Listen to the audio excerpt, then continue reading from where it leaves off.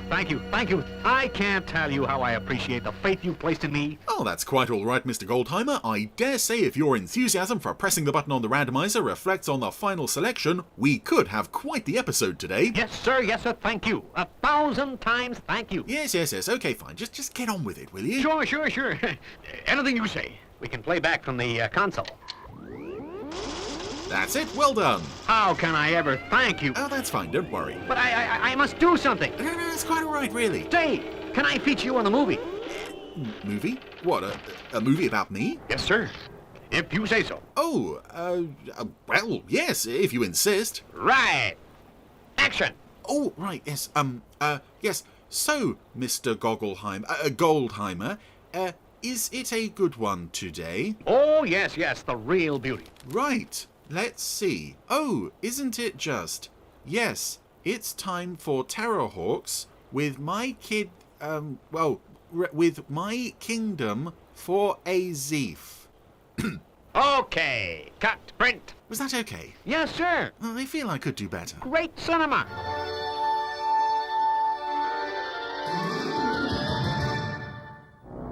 So, welcome back to Terrahawks on the Randomiser, and how appropriate it is that this is the first randomizer I have recorded, or written by Shakespeare Stein, very good. Yes, how appropriate it is that this is the first randomizer episode I'm recording post the Standby for Action concert. And yeah, I maybe I shouldn't mention it on here, because in 8 months' time, or whenever anyone else hears this, it's on the Randomiser podcast, I should say. It's going to be a bit out of date, but it's monstrosities. So many people I spoke to after the concert were saying by far the highlight of the thing was Terrahawks. And when the Terrahawks suite started, I got this sort of ripple from around the audience of, oh, and by the end, it was like, yes, Terrahawks, we love it, which was such a great feeling, and quite right too. Anyway, Master of Time? Whoever he is, he made me spill my delicious feldspar soup. we have this new character, and will make amends. Lord Tempo, who has just materialised by Youngstar's side, now rematerialised at Zelda's side. Do that. It's a cheap trick. Eat, disbeliever. Yes, he knocked over Youngstar's food, but now he's using his time powers to reverse the film, put it back on the table. It is no trick. Lord Tempo can dance back and forth through space and time. Oh, this is just a wonderful introduction to the character. He instantly, it's the design, he looks so cool, he looks so powerful, and he feels powerful as well, what he's done and the sound effects and everything. Arago. And sometimes when Terrahawks introduced new monsters, it was like, here's the fearsome one-off monster we're never going to see again, and it didn't quite work. Here we just have an instant hit, I think, with Lord Tempo. Left with him, youngster. What? And this is... Nonsense, I'm still here. This shows how imaginative Tony Barwick is with this script, because it's not so much a time travel script, although there is elements of time travel. It's a time playing, and I think that's where Lord Tempo works best. Not time traveling, but time manipulation. Has been the most interesting, young star. What discussion? I just got here. Did you? And this is just a lovely Is it now? partnership between these two. Is reality. The present. I think I might be a little slow. And that's one of my favourite lines for the whole series. It's just, why is Youngstar holding an alarm clock? Why did he have that with him? Take evasive action. But this is one of my favourite Youngstar partnerships with Lord Tempo, because Lord Tempo seems to have such a clear plan, such a clear understanding of what he wants to achieve, and Youngstar's just dragging along asking questions. But Youngstar I can see it. is one of those characters where For it. Retreat. whoever you team him up with, it's brilliant. There is no character on this show We will be destroyed. that Youngstar doesn't play off superbly, and I think that's very rare in any Anderson show, really, where you've got a character who just works with whoever you put him up against. What's happened? Where is the detonation? The awful Spacehawk. It's vanished. Yes, Spacehawk was going to fire on their Zeaf, but Spacehawk is no more. In time. They've gone back in time. 100 years. Long before Spacehawk existed. There's another use for the alarm clock that Youngstar brought along, and here we go. We are heading back in time, and this battlefield scene, I love it.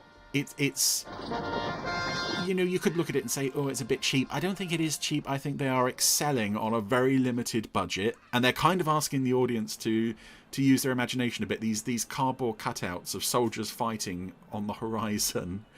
You know, we're not meant to believe this is actual soldiers. This is actually the best anybody could do. It's just use your imagination. It also feels a bit to me, and I'm going to name drop a show here that very few people, I'm sure, would remember, Tales of Aesop, starring Tom Baker. Those shots of the soldiers fighting have always reminded me of the little wooden characters from that show. They were just wooden, rod-animated puppets that just kind of bobbed around. That's what those figures have always reminded me of. Anyway, Lord Tempo, Going on here. Youngstar have landed in Earth's past, the site of a great battle. Love the lighting in this scene as well. And who should find them? Stand fast and declare thyself. It's only King Richard. I am Lord Tempo. And the loathsome, foul-faced fellow with thee? Me? I am... We're only, what? Well, 6 minutes in. It's already like this has become a completely different show. A great battle has been fought and lost, and I am forced to flee. Who are you?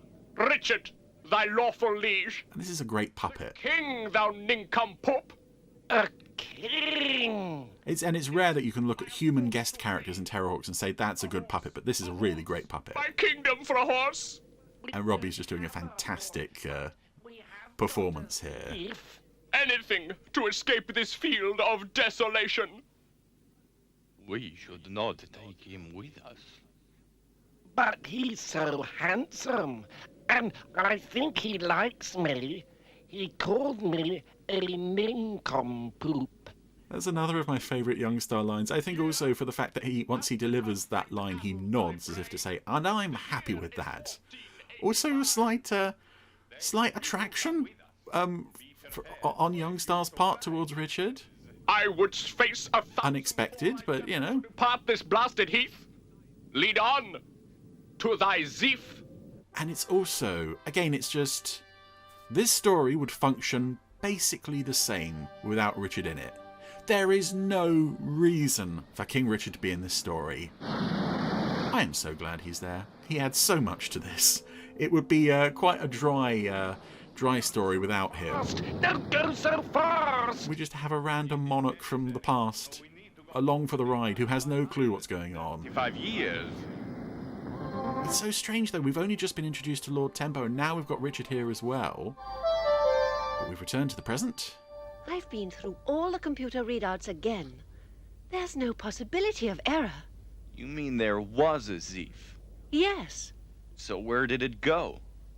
there is one highly improbable explanation, but it's the only one we've managed to come up with.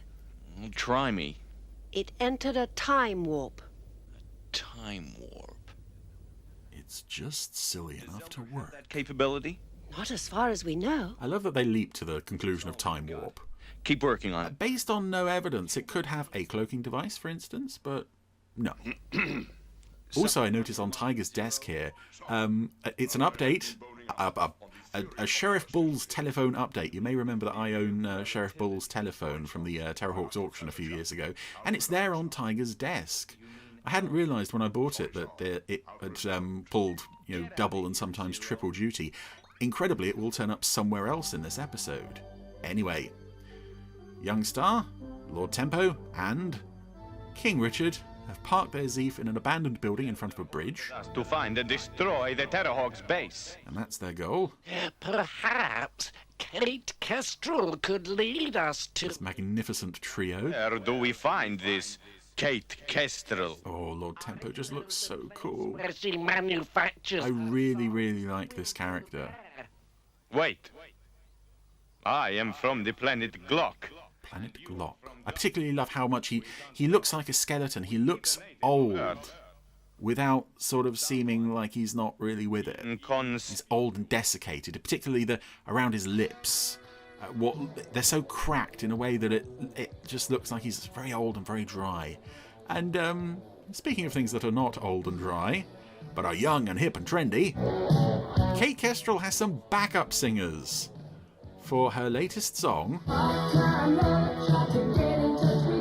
which I find probably one of the worst written in terms of the lyrics, but it's just such a cool tune. Only appears in a few episodes. But yeah, I love the look of these backing singers, in particular the woman who just looks like she's stepped out of Gem and the Holograms. Huge mountain of pink hair. Someone has suggested that's a re-wigged Mary. I'm not sure. Fighting for a phone box. Voice says he's busy, I can't put you through. And there's my telephone again. It's pulling double duty this episode as the phone in Anderber Records, and I've only recently noticed that it is regularly seen on the wall in Anderber Records. Would you believe, man? I mean, they left the phone on, man. And it's hanging on the wall, which kind of explains why it's got screw holes on the bottom. It's got screw holes on the bottom, and it's got sticky pads on as well, which I think were meant to help hold it to the desk, and the screw holes would hold it to the wall. Your high dapples. But it's great fun to see this prop that I bought on the assumption that it had only been in 3 episodes or 4 episodes. It's everywhere. I love it. And that was this week's episode of Phone Watch. Useless. And I love this as well. Young Star's too conspicuous to go to the studio. Tempo's too conspicuous to go to the studio. Oh, hi, man. You're in the wrong place, actually, man. But King Richard, in his crown, with his sword... Devil's tongue, is this? That's fine. It's not conspicuous at all. Knowest the late king? Yeah, they're rehearsing Shakespeare's Richard II, you know? You're one of the extras, aren't you, okay? Talk not to me in riddles, scurvy knave. Oh, scurvy knave. Charming. Tell to me the move. And even when confronted with a man with a sword, firstly, I love that nobody does anything to stop him, and secondly, I love that Stu is just... Yeah, right, okay, Miss Kestrel, right. Okay, well, she'll be here for a couple of hours, man, okay? And then she'll drive home. completely unfazed, doesn't care. You know, it's just another day of working at Anderber Records.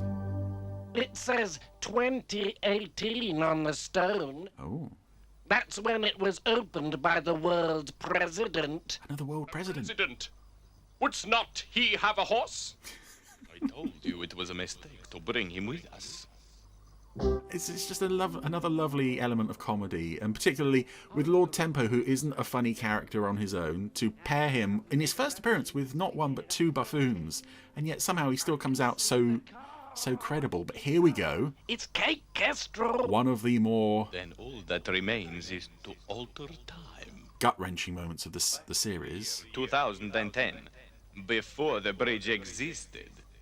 Kate and Hudson are approaching the bridge. Bearing in mind they want to capture them, not kill them. Let's remove the bridge. Hudson. 1090. And it's, you know, by this point in the series, okay, it started out quite serious. We've reached a point now where we've got a nice balance of comedy and drama, and suddenly the drama hits so hard in this scene. Oh, firstly, the shot of Kate putting her hands over her face. And then secondly, that shot of Hudson just, boom, gone. And you go into the advert break with that, it's incredible. Tiger. Mary, what is it? And then we come back to this, which is just, Kate. which is just, again, so heartbreaking. What's happened, Mary? Kate. She's been killed. It's one of those scenes where, you know, it's entirely the voice actors that are carrying it. The puppets haven't quite got the expression to do it.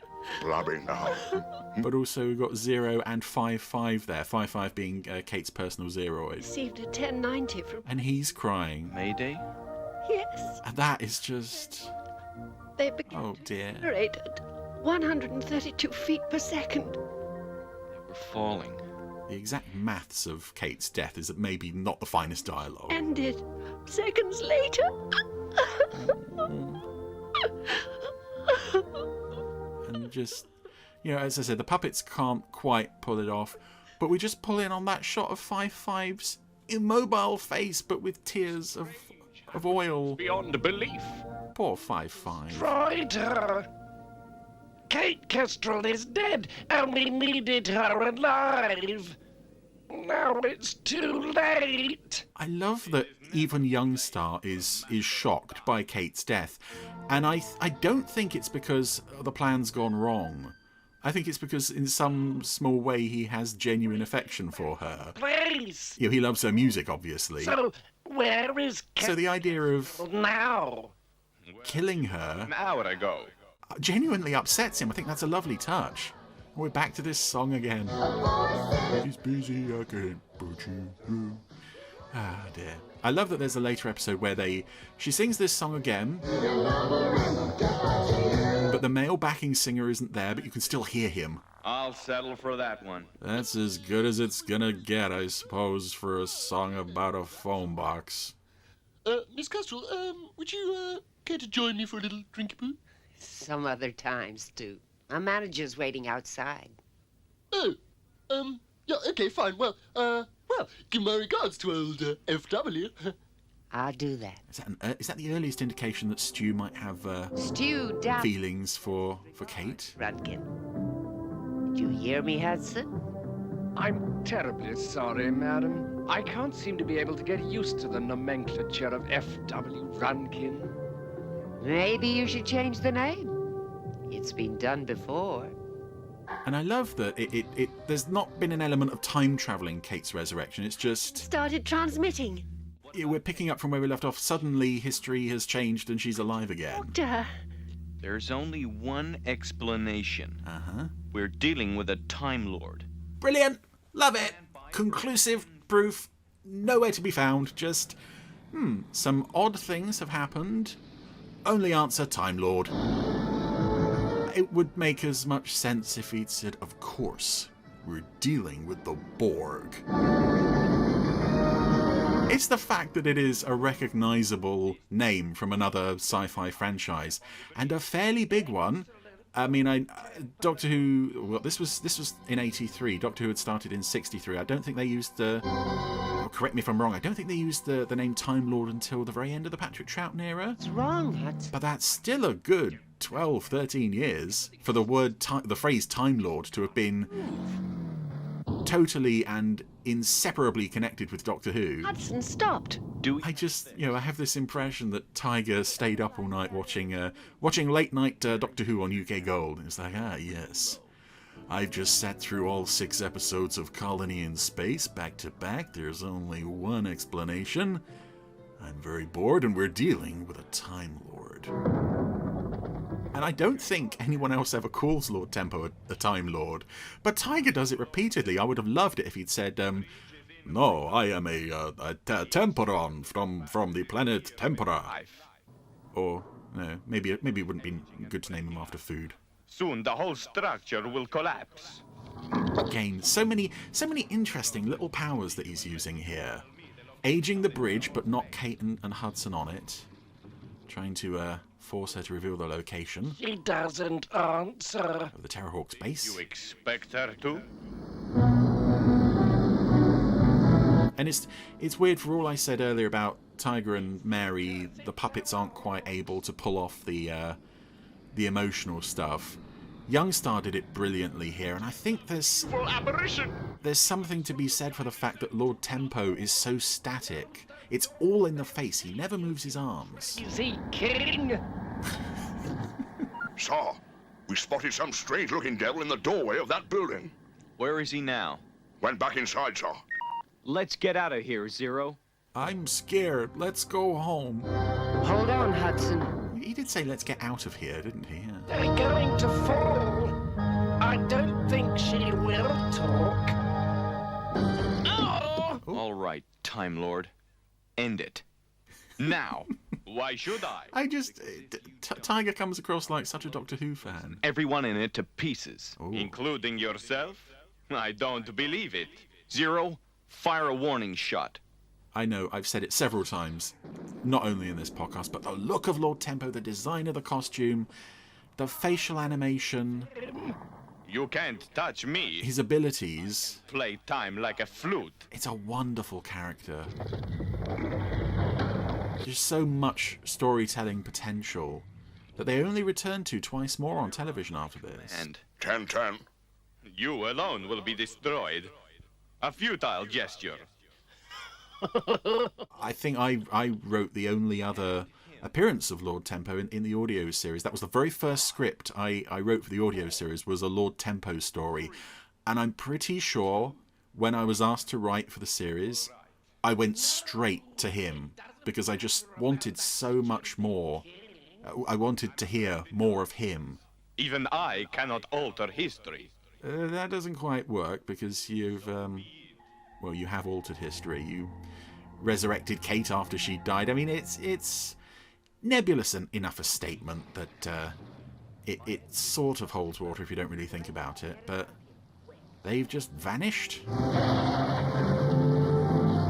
I should point out, actually, that we have now covered, with this episode, we have now covered all 3 of Lord Tempo's appearances in Terrahawks, the television series at least. We're flying straight for it. Retreat! So here's a character that I love and we're never going to see again on the Randomiser.